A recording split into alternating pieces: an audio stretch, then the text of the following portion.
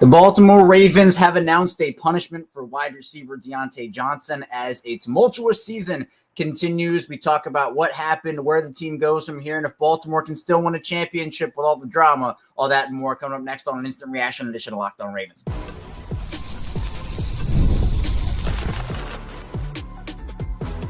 You are Locked On Ravens, your daily Baltimore Ravens podcast. Part of the Locked On Podcast Network, your team every day.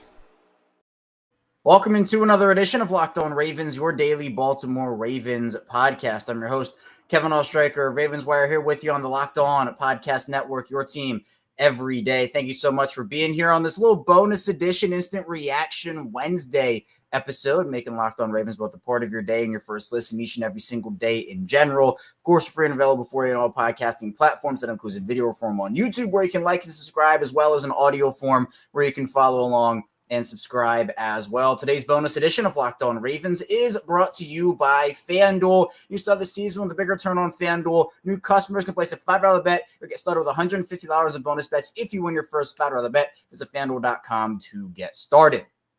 I was not anticipating doing a show here today, right now. Obviously, earlier in the morning, we talked with Bruce Cunningham, and we mentioned the Deontae Johnson situation and what was going on. We talked a lot more about Marlon Humphrey and the shots that maybe he took at Marcus Williams, but we've been kind of almost like soft teasing it throughout the week a little bit of like, oh, there's something going on there with Deontae Johnson. I had no idea what it was, right? We talked about, was it Deontae Johnson that was coming from? Was it the Ravens side of things where this was coming from? We didn't really know what was going on. Well, now we have an answer to the situation, and the Baltimore Ravens have announced that they have suspended Deontae Johnson for one game due to conduct detrimental to the team, and the Ravens actually released a statement on this situation. So look, when you got statements coming out and you have players getting suspended, that's a pretty big deal. Now, the suspension itself is one game. That itself is not the big thing, right? One game is not a long time, right? It's one game.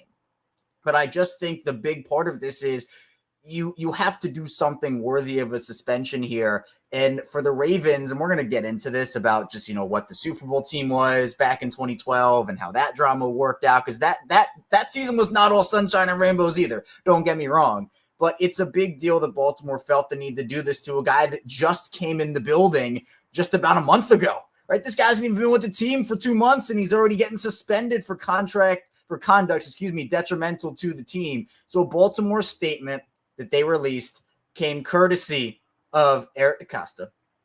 He says, we made the difficult decision to suspend Diontae Johnson for our upcoming game against the New York Giants for conduct detrimental to the team. Diontae's suspension stems from refusing to enter our game against the Philadelphia Eagles. We will have no further comments on this matter going forward. So that's the reason, right? And of course, there'll probably be stuff that trickles out throughout the course of the next 12 hours, 24 hours that we will dive into on tomorrow's episode of Locked On Ravens. I'm sure more details might come out, whether it be from other sources or maybe Deontae Johnson makes a statement. Who knows? We'll talk about that when it comes out on tomorrow's show. But that's what we know right now, is that he refused to enter the game against the Eagles. I would assume this is because he's frustrated with his lack of playing time, or maybe it's been him being frustrated with getting up to speed and Baltimore not trusting him. Obviously, they brought him in for a reason, right? They brought him in for a reason. To be a wide receiver that can, in the event of Rashad Bateman going down or Zay Flowers going down, you can have a quality player who's a good separator, who's been a top option in other offenses, come in and be a depth piece as opposed to needing to rely on Nelson Aguilar or Tylan Wallace for major snaps. And maybe this was, he saw Tylan get some snaps in that Philly game when he came in and was like, oh, well, I'm not really liking this. You're not going to play me right now. I'm not going to play at all. And we heard John Harbaugh talk about, we're going to evaluate our options. And there's stuff that came out from a couple of local reporters, Jess Rebeck being one of them, saying that, Deontae was at his locker and you would almost think that the Ravens lost the game. I saw that. I can't remember who that was from, but I saw something about that. And Jeff saying Johnson has been visibly frustrated in the locker room after recent games. The trade acquisition and a contract here. He's wanted to be involved, yet he has one catch on 5 targets for 6 yards in 5 games as a Raven. And Jeff laid out his offensive snap counts: 17, 5, 11, 6, and 0. Now, here's my thing with this, right? If you're in a contract year, you know that you want to put up stats to get paid somewhere else, right? Why would you not want to get out there? Why would you not want to make even the most of one snap, or at least try to? Sending a message to a team like this, here's what it does if you're Diontae Johnson. It makes you look terrible, right? It makes you look bad when this is all coming out about you after there already was drama in Pittsburgh and already drama in Carolina. Remember, Pittsburgh traded him for Deontae Johnson because it wasn't working. I don't think they wanted the contract, and there were instances of him giving up on the field and just other drama. In Carolina, the reports came out that he was frustrated in Carolina, and Carolina was like, look, we don't really want to deal with this, and that's part of the reason why Carolina ended up trading him for really nothing. The Ravens got him for nothing. We were all here talking about, look, on the field perspective, like Deontae Johnson's talent on the field, it was a great move for the Ravens, but there were always the risks. And Josina Anderson, who reported on the deal before, or as it happened, she ended up saying that, the acquisition of Deontae Johnson never reflected a change in the view of Zay Flowers or Rashad Bateman. It's about the speed, the punt returning ability, the depth, and there's a lot about, the concern is, okay, there's some history with the Steelers, right? And there was optimism. Here's what Josina said, quote, I'm told Johnson will have an opportunity to mold his own future in Baltimore. The feeling is that people can grow up and mature and have their eyes opened when in a new environment of hope and optimism. Still, I'm told it'll be up to him to make the most of his chance. Well, Josina ended up quote tweeting that tweet on Wednesday and said, well, it's up to him, but he's not making the most of that opportunity, and that's not looking like it's being optimized right now. So this is what it is. And Sedarian, this is pretty much what happened here. Bateman went down. Deontae said, I'm going to do my own thing. Little Miles Morales over there. I'm going to do my own thing, right? That's what is going on with Deontae Johnson right now. For teams that want to win Super Bowls, for teams that want to win championships, I'm not saying it has to be lovey-dovey in that locker room 24/7, right? I'm not saying everybody has to get along and, we're all this big group and everybody loves each other. That's never how it goes. There are always going to be guys in the locker room that maybe don't get along with somebody, or they have a different view as opposed to the rest of the team in terms of like individual goals versus team goals, right? That's never a thing where it's like, you expect a championship team to always be 100% with each other, and like that's the only thing. You remember, yes, and people have made the point to me over the course of the last hour or so. Back in 2012, right? There was the players only meeting. There was the, John Harbaugh stuff. There was a lot that year. That locker room was not lovey-dovey whatsoever. But the Ravens had the leaders in that locker room to overcome that, like Ray Lewis, Ed Reed, Terrell Suggs. That list goes on and on and on. When we talked with Bruce Cunningham earlier today, Ray Lewis is one of the greatest natural leaders ever in sports. I think Marlon Humphrey's taken on a much bigger leadership role this year. I've loved that. Roquan has his leadership. Lamar has his leadership too. It's not the same. And that year, there were fights and there were this that year, but those ended up being productive. It just doesn't feel like any of this is productive, right? I mean, to me, distractions when it comes to winning a Super Bowl, you can't have any, or if you have any, you have to be able to get rid of them. Baltimore did that with Eddie Jackson. That was the right decision. Eddie Jackson was a whole situation where he was upset with the playing time. He was awful on the field. So it's like, okay, why are you upset the Ravens aren't playing you when you're clearly not doing anything on the field? So the Ravens, all right, you're upset about the playing time. You're not going to contribute. All right, you're gone. And Marlon Humphrey essentially said as such, which was the premise of our episode today with Bruce, essentially calling out guys like Eddie Jackson and Marcus Williams, saying, hey, if you want to play and you want to buy in, you'll get on that field. If you don't, you're going to be on a bench. You're not going to play. And so they've had Marcus Williams drama this year. I mentioned Eddie Jackson, and now this is it. But here's what the situation is. And Pablo, I'm glad you brought this up because I want to address this point. I'm sure he'll be gone soon. Ravens are zero tolerant with that kind of stuff. I would generally agree with you here, Pablo. I think that your mindset is not wrong, and I do agree with your point. But here's what I think happened. I think that Baltimore understands, and I have to go. We're doing this impromptu, so I'm going to have to go look at the actual rules. But I would assume that the Ravens feel like if they cut Deontae Johnson, he's a good player still. It's just the drama stuff that people are like, oh, okay, I don't know if we want to deal with this. I feel like Diontae would go to a team that Baltimore would face in the playoffs. I feel like he'd want to go somewhere. Maybe he'd go to Kansas City. Maybe he'd go back to Pittsburgh. Maybe he'd go to Houston, who has a void after Stephon Diggs got injured. I feel like if the Ravens moved on from Diontae Johnson, he would go to an AFC team, and it would mess up things, and they would have to play him in the playoffs. So essentially what I feel like Baltimore's doing here is they're sending a message by suspending him, holding on to any sliver of hope that this thing can get better, while also not allowing him to go somewhere else to maybe ruin their playoff chances if he's able to find a role that he is happy with. But again, this is what we were talking about with this offensive system. And it's not even, look, the Greg Roman days are gone and over, right? Those days are gone and over. But in an offense like this, where obviously running is a big proponent of it, and yes, the Ravens pass a lot more than they have in the last couple of years. I'm not trying to say that, but it's just a little different for these run-heavy offenses. But that doesn't mean you can't play, right? That doesn't mean you can refuse to play. It looks bad on you. It hurts the team, and it sends a message to your locker room. I mean, I know that everybody was kind of, look, myself included, I was really bullish on the trade from an on-field perspective, but it always takes time to get acclimated. Tylan Wallace showed them something, and obviously Nelson's been there for a year, so it was always going to take time to work up to a role.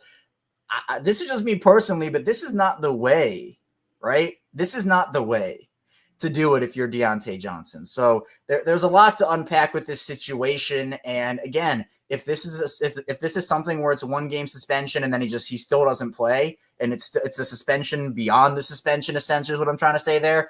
It does hurt Baltimore's wide receiver room, especially because we don't really know what's going on with Rashad Bateman right now in that injury. We don't know how severe it is. You know, John Harbaugh just said it was too sore for him to finish the game. So what if he has to miss multiple weeks? Well, now you're back to where you started before the trade deadline, and that hurts everybody involved. So it's tough. It's difficult, but I mean, I guess the show must go on. And at this point, the bye week is honestly one of the better things that could have happened to this team, considering they have a lot of stuff they need to work out, over the next couple of days and week or so before they get back into action. But coming up in the second part of the show, we'll talk about what the Ravens do at wide receiver right now. What's their plan now, especially if Deontae Johnson is no longer in the fold, even though he's still on the team. So be sure to stay tuned. We have a lot to get to on this bonus live instant reaction edition of Locked On Ravens. First, this show is brought to you by Mint Mobile. And with big wireless providers, what you see is never what you get. Somewhere between the store and your first month's bill, the price you thought you were paying magically skyrockets. With Mint Mobile, you'll never have to worry about gotchas ever again. When Mint Mobile says $15 a month, when you purchase a 3-month plan, they mean it. And sometimes you can have bad experiences with other mobile providers, like complicated bills, fees, upcharges, and more. How great is it that Mint Mobile is straight up? Say goodbye to your overpriced wireless plans, jaw-dropping monthly bills, and unexpected overages. Mint Mobile is here to rescue you with premium wireless plans starting at $15 a month. Ditch overpriced wireless with Mint Mobile's deal and get 3 months of premium wireless service for $15 a month. To get this new customer offer and your new 3-month premium wireless plan for just $15 a month, go to mintmobile.com/LockedOnNFL. That's mintmobile.com/LockedOnNFL. Cut your wireless bill to $15 a month, mintmobile.com/LockedOnNFL. $45 upfront payment required, equivalent to $15 a month. New customers on first 3-month plan only. Speed slower, above 40 gigabytes on unlimited plan. Additional taxes, fees, and restrictions apply. See Mint Mobile for details. And this show is brought to you by Prize Picks. And Prize Picks, they have so much going on over there. Prize Picks is the best place to get real money sports action. With over 10 million members and billions of dollars in award winnings, Prize Picks has made daily fantasy sports accessible to all. You just pick more or less on at least 2 players for a shot to win up to 100 times your cash or in your game all season long on Prize Picks. I love going on Prize Picks. They have so many things that they have popping up all the time over there. You can now up to 100 times your money on Prize Picks with as little as 4 correct picks. Sign up today and get $50 instantly when you play $5. You don't even need to win to receive the $50 bonus. Is guaranteed. Prize Picks is the best way to win real money this football season. Which players are going off, which ones aren't. Make your picks in less than 60 seconds to turn your sports opinions into real money all season long on Prize Picks. The Thanksgiving free square, Tyreek Hill only needs to receive 0.5 a receiving yard for the rejection to hit. If you're correct on at least one more stat projection, you can win real cash. Download the app today. Use code LOCKEDONNFL to get $50 instantly after you play your first $5 lineup. Again, download the app today. Use code LOCKEDONNFL to get $50 instantly after you play your first $5 lineup. Prize Picks. Run your game. We're back. Our second segment, Locked On Ravens, here live on Wednesday, right about 4 o'clock p.m. Eastern time. Kevin IceShaker still here with you, talking Ravens football, talking Diontae Johnson punishment, suspended for 1 game due to conduct detrimental to the team in what really has been just a tumultuous season for the Ravens. We've been covering it here every single day on Locked On Ravens, so be sure, if you're new to the channel, hit that like and subscribe button in video form and follow along and subscribe in audio form. We're a 5-day-a-week plus more daily Ravens podcast, and we bring you news, analysis, updates, and so much more. Same show, both audio and video, so you're not missing out either which way you decide to watch or listen to the show. And tell a friend, tell a family member if they want daily Ravens coverage, send them over our way to Locked On Ravens. Now let's talk about the Ravens wide receiver position a little bit more, right? Because I feel like with Diontae Johnson, what I talked about at the end of that first segment was if Baltimore were to cut him or release him or have that no tolerance policy, well, all of a sudden, okay, maybe he goes and goes to a contender, essentially is what I'm trying to say, right? He goes to a contender. He plays Baltimore in the playoffs. I don't think Baltimore wants that. So I think it's essentially just cutting your losses without cutting your losses. That is a realistic possibility that could happen. I'm not saying it will, but it could, where they just say, yeah, we're going to suspend you for the message, and then we're not actually going to play you after this. But the wide receiver spot is an interesting position here because we talked about all trade deadline leading up to it, how, okay, a nice receiver depth option would be really nice for this team, right? To be able to have that insurance. Nelson is fine as a wide receiver 3, but certainly he hasn't been as good as he was last season, and you'd like to have some level of insurance when it comes to that. Okay, well, Tylan Wallace is showing some flashes, and he certainly deserves more snaps, but again, it'd be nice to have that other option. Diontae comes in, and you would expect that, yes, all right, this is the player that can go and solve your problems if someone were to go down. But now you're kind of stuck because the trade deadline is gone. The only other person, here's something that's interesting. Josh Reynolds was released by the Broncos. They're going to roll with their young guys as they make their playoff push. Josh Reynolds was in the building. He was working out for Baltimore in the offseason, and they decided to go in a different direction, right? It was him and Michael Gallup. The Ravens decided to not sign either of those guys. Maybe Josh Reynolds is a guy you bring in now, or at least consider bringing in, right? That's the situation that, look, if there's any receiver, Josh Reynolds, because, all right, let's do some quick live research here on Locked On Ravens. We actually did this for the kicker position with Justin Tucker, and Cade York, actually, for those who didn't see, signed with the Bengals. So he is another option off the books for the Ravens if they want to bring in somebody for a kicker. But regardless, let's do some research. We'll do free agent wide receivers. Because, again, if Deontay's going to do this and he's not going to play, that's going to be it. Oh, and Ravens verse. Oh, I didn't know this. Did the Jaguars just claim Josh Reynolds? I did not know that. If that is true, then all right. That puts a little thorn in the side of my plan. Just a little bit, considering that, yeah, they might not be able to claim him if the Jaguars did. So, yeah, the Broncos waived Josh Reynolds. And, yep, here it is. 3 minutes ago. Jaguars are claiming veteran wide receiver Josh Reynolds. Wow, that was really quick, guys. We had the Josh Reynolds era in Baltimore Wednesday, December 4th, 4:05 p.m. Eastern time to Wednesday, December 4th, 4:09 p.m. Eastern time. That was quick. So no more Josh Reynolds, but we can still do our research. Let's do some research on the best available wide receivers available. Michael Thomas, former Saints wide receiver. Corey Davis. Hey, he was... It feels like he was always linked to Baltimore in some way, shape, or form. Randall Cobb, Chase Claypool, James Washington. Oh, we got Ravens legend Willie Snead on this list. Not a lot of names that I am necessarily enthusiastic about here. Hunter Renfrow, good one, Tyler. Yep, Hunter Renfrow is another one. Again, not names that I'm necessarily overly enthusiastic about right now. So, I mean, again, if there's someone on that list who can be a practice squad player, then sure, but they already have guys like Anthony Miller on the practice squad, and he's someone that maybe could get brought up. So, man, I don't know what they do there, but if Rashad Bateman has to miss time, and again, I do want to make it clear, we do not know what's going on with Rashad. I don't want to make it seem like I know something I don't, because I don't. But if Rashad has to miss a game or two, then all of a sudden your receiver group is Zay Flowers, Nelson Aguilar, Tylan Wallace. I mean, Tez Walker could maybe get a shot now. I feel like everybody's like, oh, well, All right.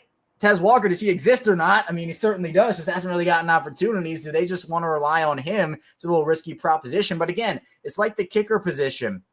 The Ravens are stuck between a rock and a hard place here because the trade deadline is gone. There aren't a lot of veteran options out there.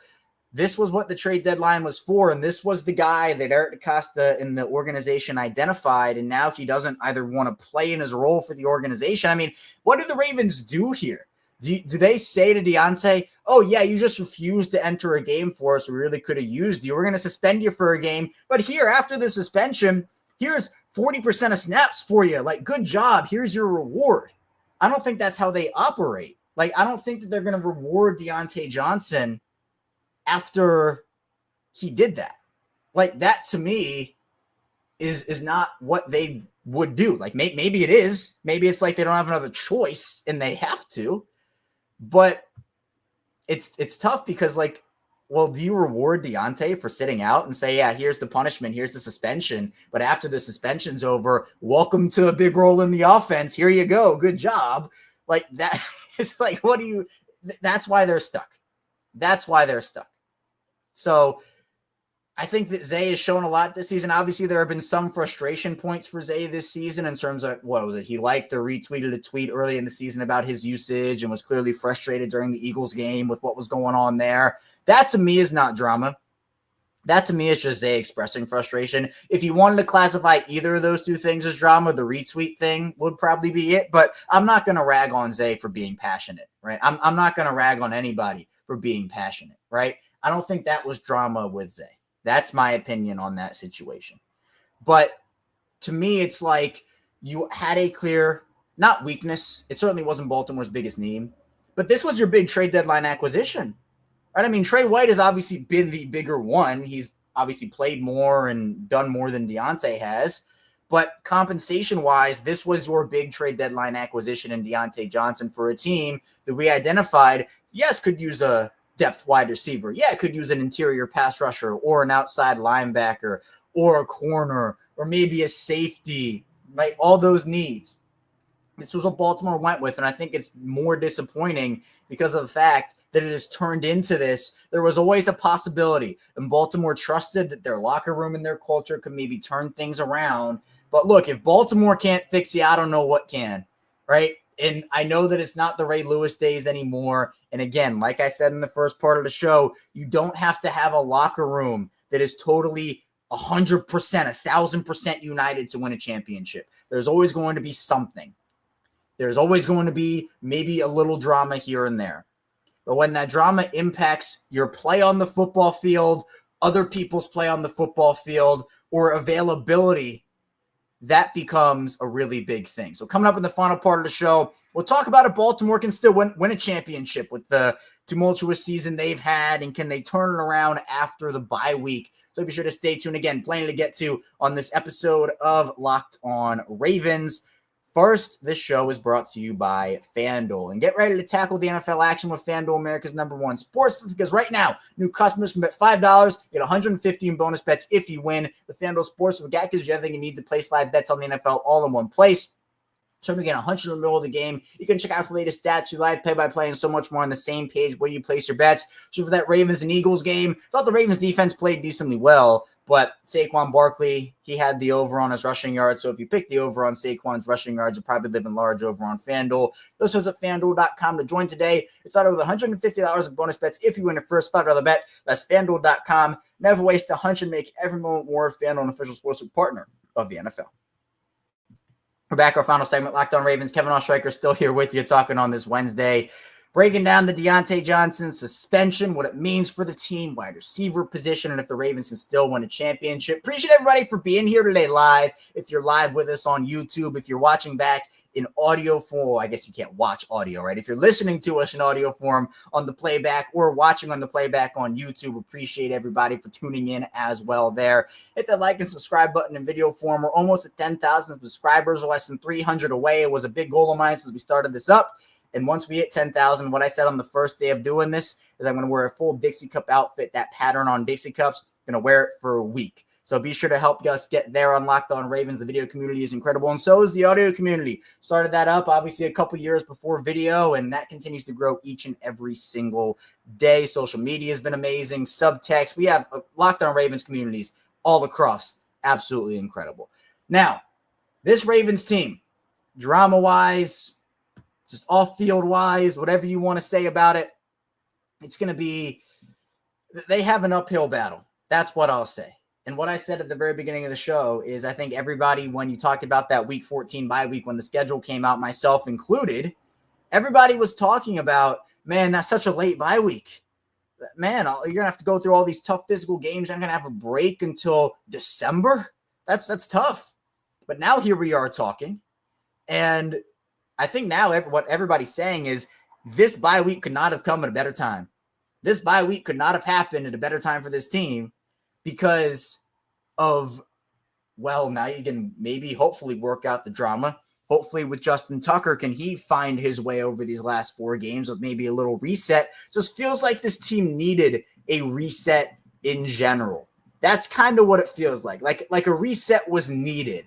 They lose 2 of their last 3 games, and you have a stretch run. And again, I hear everybody when you talk about the drama of the 2012 team and the Super Bowl and, this, that, and the other. And, they still were able to win the North in that 2012 season. But, they had the players only meetings and all that stuff. But it wasn't like this. Because, again, I thought those were productive.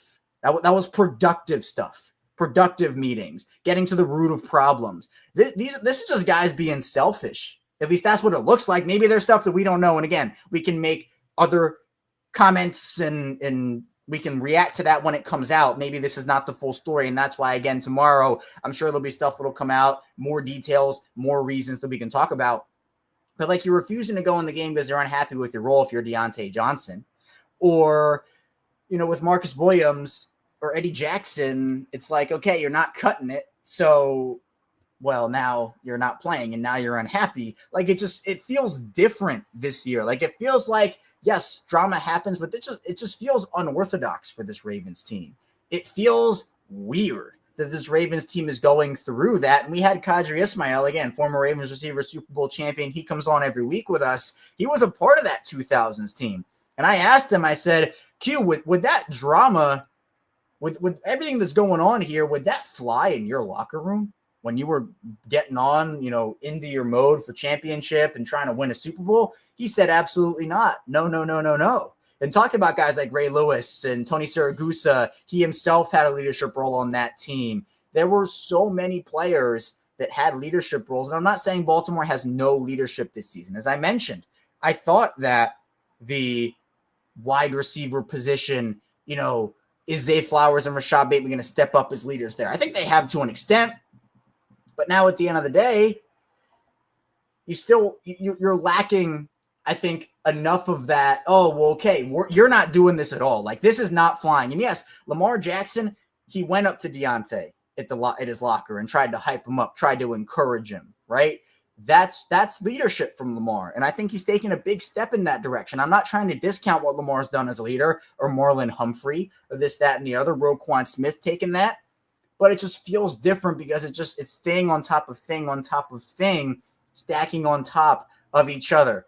And Irvin, appreciate you tuning in. Well, first of all, hold on. Under pressure saying Marcus Peters is where stepped up the hard. He declined. Looks fully. It's not like this is the only season with Ravens drama. Under pressure. I hear what you're saying. There was a lot of other stuff that went on with John Harbaugh, and there has been over the last couple of seasons. And Under pressure, bringing up the Marcus Peters situation there. But Irvin, appreciate you tuning in. Deontae Johnson suspended for a game for conduct detrimental to the team, and apparently the reason he refused to enter the game against the Philadelphia Eagles. So that is the situation right now. And apparently, I have to find this report because it just popped up on my phone. So we're going to try to find it real quick. But apparently the Ravens are looking for wide receiver help. Is that what I'm seeing right now? Can anybody confirm this? Again, these live shows, we react to it as it happens, right? We react to it as it happens. So, okay, here we go. And we'll talk about this more tomorrow in more detail, so be sure to stay tuned. Apparently, ESPN's Jeremy Fowler has reported the Ravens have been looking at potential receiver help amid the suspension which could indicate that Baltimore's planning to add a free agent receiver before the end of the season. Look at us, guys. Look at us. We did that. We did the research for wide receivers before. I don't even know when this report came out, to be honest. We were ahead of the game. We were ahead of the game, right? We were looking at wide receiver help for the Ravens maybe right as or before this report came out. So we are ahead of the game on Locked On Ravens. But for a season that had so much hope and promise, obviously before the start of the year, then there's a lot with the 2-game losing streak that happens at the beginning. They clawed their way back. They beat Buffalo in massive fashion. It just feels like there's been drama throughout the entire course of the season. Some of it more small stuff, other stuff much bigger. But when you have to go out of your way to suspend a player for refusing to enter the game, if John Harbaugh or whoever it is says, all right, Deontae, big opportunity for you here. Let's get it. Let's get in here. Let's get after it. And Deontae says, nah, I'm good. I'm good. Like, again, a fine is one thing, and Chaos here is saying, look, why not fine him? They feel like this reaches a level beyond a fine, and that's why I call it a big deal and a big punishment for Deontae, because usually stuff like that, yeah, it can be handled in-house. Maybe it's like a fine that doesn't get out or whatever, or like something happens with a roll. They felt like this was to the level of, hey, we have to take further action here. And now we're looking at wide receiver help, which the whole point of bringing Deontae in was to not have to look for receiver help. So that's what it is. And I have Taurus. This is a good point. Again, we don't know the whole situation. So I'm reacting to what we know, but we don't know the whole thing. So if this was like the last possession of the game, right, where it's okay, garbage time, who cares about this touchdown to Isaiah Likely? And the Ravens like, okay, Deontae, now you can come in because it's garbage time, and we're not going to use you when it matters, but okay, now you can come in. And Deontae says, yeah, right, I'm better than that. You're not getting me in there. That's a little different, but it's still refusal to enter the game, right? And that it doesn't reflect good on anybody. Doesn't reflect good on you, doesn't reflect good on the team. Now you have to have this whole public blowout thing that's happening right now. And that, to me, is the situation. So that is what it is with what the Ravens have. But it's like the reason you brought in Deontae was to avoid this in the first place, right? To avoid having to go out there and find somebody, because Deontae's better than everybody else out there on the wide receiver market, right? That is what it is. But on top of all of this, you have a huge kicker problem in Justin Tucker. Your offensive line has been inconsistent. The whole team has been inconsistent. There have been questions about John Harbaugh. There have been questions about Todd Monk. And it just feels like, last season, we talked about this with Bruce today. So if you haven't checked out our episode talking about Marlon Humphrey with Bruce Cunningham, who, again, longtime voice of the Ravens, Fox 45, 105.7, he's been around a lot of Ravens teams. He said that, look, last year we can all agree that was the championship year for the Ravens. And that doesn't mean that they have no other championship seasons in them. But that was what it felt like, right? Despite how the result went, it felt like they were locked in together, felt like they had one goal, felt like there were no distractions. And yes, it was disappointing in the AFC Championship game, right? 100%, right? We've talked about that for a year, essentially. But it just felt like a championship team, like they had the roster, they had the coaching staff, they had the mindset. This year, it just feels like they're a lot more disconnected. That's what it feels like. They're a lot more disconnected this year. And that's what it is where, yeah, and I see Ravens, why would Deontae ride the bench in a contract year? That's what it is where it's like, yeah, why would he? Like, that's why I say there's probably more to the story than just what's going on right now. So as those details come out and as reports come out, like we just heard about, about the wide receiver help, we will dive into that. But I'm curious to see if either Deontae Johnson responds to the whole situation or if there are any other reasons, like maybe he's growing on like more and more and more unhappy, and we have to have that conversation as well. But it just looks bad on everybody. It looks bad on Deontae. It looks bad on the Ravens organization. And it just feels like, can they win a championship? Sure. Yeah, they can overcome this, but it's less and less likely. It doesn't feel like the year this year. There are paths. There are multiple paths, plenty of paths where the Ravens can win a championship this season. I'm not counting them out, right? But when you have stuff like this popping up seemingly every other week where Marcus, he's not playing in the game, and there was the in-house stuff with that, and then Eddie Jackson with the in-house stuff with that, and now he's cut, and now this Deontae thing where he was even subtweeting the team a month ago. Like, it just feels like it's thing on top of thing on top of thing, which is very not Ravens-like when it comes to it getting out like this. Yes, there's been drama over the last couple of years with John Harbaugh. We talked about Marcus Peters, but it just feels weird that it's all kind of coming to a head like this. So, and yes, Chaos, I've heard the burner stuff too. I don't know if that's true or not. You know, I've mentioned it on other places, and I think I mentioned it here as well, but just feels like a very weird situation. But again, there was trouble in Pittsburgh, trouble in Carolina. Now there's trouble in Baltimore. But that's all I have for you here today on this live edition of Locked On Ravens. Really appreciate everybody tuning in. Great turnout today live. And also, if you're watching or listening in playback, video form, audio form, appreciate you as well. Of course, coming up tomorrow, we'll be breaking down a lot more of the situation with Diontae Johnson and breaking down any other news that comes of it. And I feel like there will be a lot more that comes out over the next 12 hours, 24 hours. So be sure to be right back here, 6 a.m. Eastern time. Tell a friend, tell a family member on the way out. Hit the like and subscribe button. And Tucker, I see your question. Do I think we'll make the playoffs? Absolutely. I think the Ravens will make the playoffs. It's just a matter of where they go from there. So be sure to stay tuned, and I'll see you right back here tomorrow on Locked On Ravens.